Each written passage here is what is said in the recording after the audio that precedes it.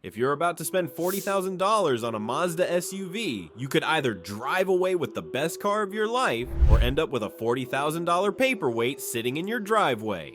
3 Mazda SUVs are worth buying, 4 are complete disasters. I'm breaking down which 2025 Mazda SUVs to buy and which to avoid. Real reliability data, owner experiences, and truths dealerships won't tell you. You'll know which SUV fits your needs and which ones leave you stranded. The champions, SUVs worth buying. First up, the Mazda CX-90, the premium winner. This is Mazda's flagship SUV, and it's honestly impressive. Picture this, you're getting a 3-row luxury SUV that starts at just $37,845. Compare that to a BMW X7 at $80,000, and you'll see why this is a steal. The CX-90 has a 340 horsepower turbocharged engine that'll make you forget you're driving a family hauler. The interior feels like a luxury car with real wood trim and leather that rivals German competitors. Plus, it just earned the 2025 Top Safety Pick Award. Here's what really impressed me. Mazda built this on a completely new platform with a longitudinal engine layout. That's engineer speak for it drives like a rear-wheel drive sports car. The 48-volt mild hybrid system adds smooth power delivery and better fuel economy. You're getting 369 pound-feet of torque, which means passing power when you need it most. But here's the catch. Avoid the plug-in hybrid version. Owners are reporting complete system failures that leave them stranded for weeks at dealerships. One owner on Reddit said his brand new CX90 PHEV died completely after just 500 miles. Stick with the regular engine and you'll love this SUV. Next, the Mazda CX-5, the reliable champion. This is the SUV that made Mazda famous. US News ranks it as the best compact SUV with a 9.2 out of 10 score. Why? Because it just works. I know a guy who bought a 2018 CX-5 and it's still running perfectly at 150,000 miles. No major repairs, just regular maintenance. The handling feels like a sports car but with SUV practicality. You get 256 horsepower in the turbo version, which is more than enough for daily driving. The CX-5 nails the sweet spot between size and efficiency. It's big enough for a family of 4, but small enough to park in tight city spaces. The cargo area holds 31 cubic feet with seats up, which is more than most competitors. The all-wheel drive system is standard on most trims and actually works in snow, unlike some other brands. What really sets the CX-5 apart is the interior quality. Most compact SUVs feel cheap inside, but this one has soft touch materials and solid build quality. The infotainment system is simple to use. No complicated menus or laggy responses.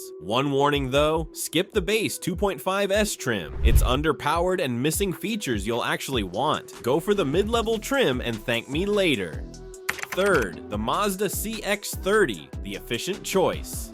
Think of this as the CX-5's younger sibling. It's smaller, but still premium. This SUV gets 29 miles per gallon combined and has the same luxury feel as bigger Mazdas. The CX-30 is perfect for young professionals or empty nesters who want something upscale without the size. It's built on Mazda's newer platform, so it feels solid and refined. The 191 horsepower engine provides adequate power for city driving and highway merging. The best part? It earned the 2025 Top Safety Pick Award and starts at a reasonable price. Perfect for city driving or as a first SUV, the all-wheel drive system comes standard, which is rare in this price range. But watch out for the turbocharged versions. Some owners report oil consumption issues. The regular engine is bulletproof though. The disasters, SUVs to avoid. First disaster, the Mazda CX-70, the overpriced mistake. This SUV makes no sense. It's basically a CX-90 without the third row, but costs almost the same, starting at $40,000 and going up to $55,000 for a 2-row SUV. That's luxury car money for a regular SUV. It weighs over 4,700 pounds, which kills fuel economy and handling. The extra weight comes from keeping the same heavy 3-row platform but removing seats. You're literally paying for structure you can't use. Plus, the plug-in hybrid system is having the same reliability issues as the CX-90 hybrid. Multiple owners report the system going into limp mode randomly, limiting power to just 40 miles per hour. The CX70 PHEV gets only 26 miles of electric range, which is embarrassing embarrassing compared to competitors offering 30 to 40 miles. You're paying premium prices for a compromised experience that feels like driving a 3-row SUV with the back chopped off.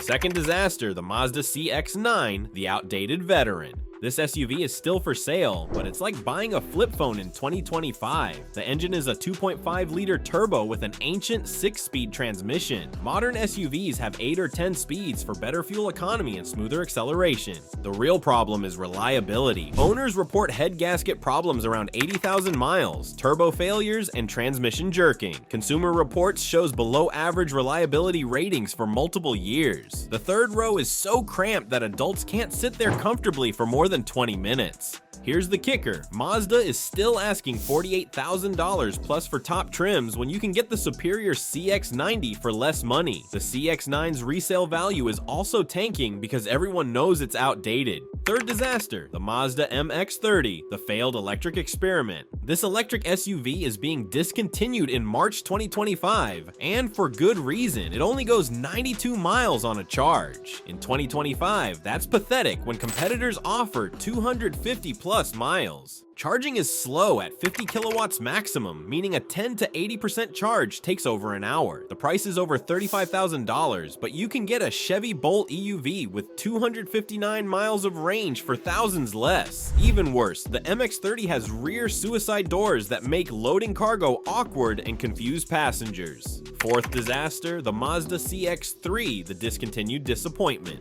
This SUV was discontinued in 2021, but some dealers still have them collecting dust. Don't buy one. It's built on the tiny Mazda 2 car platform with only 17.8 cubic feet of cargo space. That's less than most compact cars. The 148 horsepower engine struggles on highways and gets poor fuel economy for its size. The interior is so cramped that the back seat is basically useless for adults. You're better off buying a regular car if space is this limited. Earlier I mentioned reliability issues with some of these SUVs, but reliability means nothing if the resale value tanks and you lose thousands when you trade it in. I cover the cars with the worst resale values in this video up here, so there you have it. The CX-90, CX-5, and CX-30 are your best bets for 2025. They're reliable, well-built, and hold their value. Avoid the CX-70, CX-9, MX-30, and CX-3 at all costs. But knowing which SUVs to buy is only half the battle. The real question is, which trim level should you choose? And more importantly, which options are worth the money? This video breaks down exactly how to spec your Mazda SUV to get the best value for your dollar.